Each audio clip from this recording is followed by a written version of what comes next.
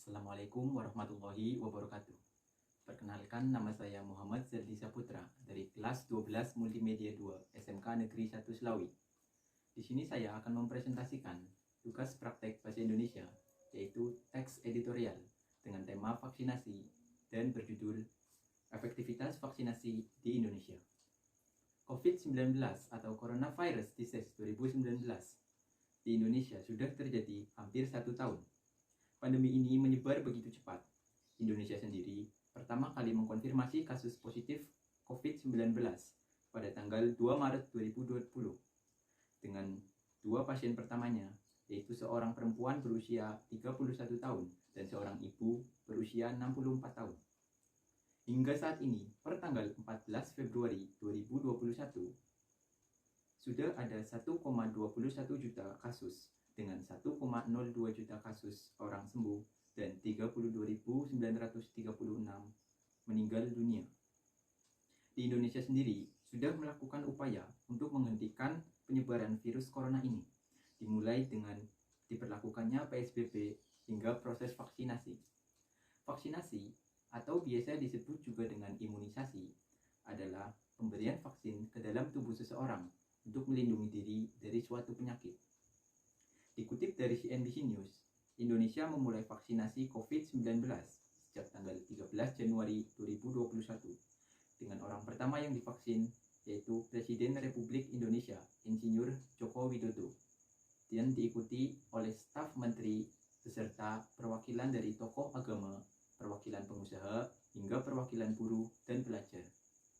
Vaksinasi di Indonesia menggunakan vaksin Sinovac, yaitu vaksin yang diproduksi dan dikembangkan oleh Sinovac, produsen asal Cina.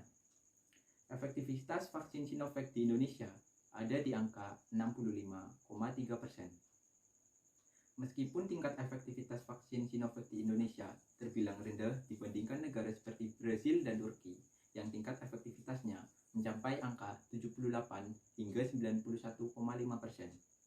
Namun hasil tersebut sudah cukup untuk memenuhi standar WHO untuk penyuntikan vaksin terhadap masyarakat. Proses vaksinasi di Indonesia telah berlangsung selama hampir 1 bulan. Namun di tengah pelaksanaannya, ada sejumlah orang yang dikonfirmasi positif setelah dilakukan penyuntikan vaksin. Hal inilah yang menjadi polemik mengenai efektivitas vaksinasi di Indonesia.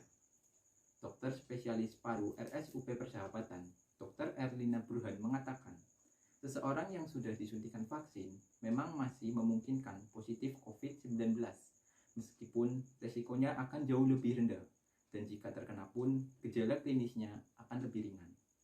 Seseorang masih bisa terpapar COVID-19, bahkan setelah divaksinasi. Kemungkinan hal tersebut terjadi karena ketika hari penyuntikan, orang tersebut sedang dalam masa inkubasi. Masa inkubasi merupakan waktu yang diperlukan oleh virus untuk bersifat ganda hingga dapat menimbulkan gejala. Atau bahkan sebelum penyuntikan vaksin, orang tersebut sudah terinfeksi, yang kemudian setelah beberapa hari divaksin akan timbul gejala dan diperiksa hasilnya akan positif. Sekali lagi ditetapkan, itu semua bukan karena vaksin, namun karena memang seseorang tersebut sebelumnya sudah terpapar COVID-19. Dan dipastikan jika seorang positif COVID-19 setelah disuntikan vaksin, maka tidak akan mengalami sakit atau gejala yang parah. Dan harus diingatkan pula bahwa vaksin tidak menjamin 100% seseorang kebal dari virus corona. Oleh karena itu, meski Indonesia sudah mengadakan vaksin, namun kemungkinan terpapar COVID-19 itu masih ada. Maka dari itu, untuk menghentikan penyebaran virus corona di Indonesia, kita harus tetap mematuhi protokol kesehatan, yaitu 5M. Memakai masker, mencuci tangan, menjaga jarak, menghindari kerumunan, serta membatasi mobilitas dan interaksi. Dengan menerapkan protokol kesehatan tersebut, kita dapat melindungi diri kita hingga orang lain, sehingga penyebaran pandemi di Indonesia dapat segera dihentikan. Saya Zerdi Saputra, terima kasih. Wassalamualaikum warahmatullahi wabarakatuh.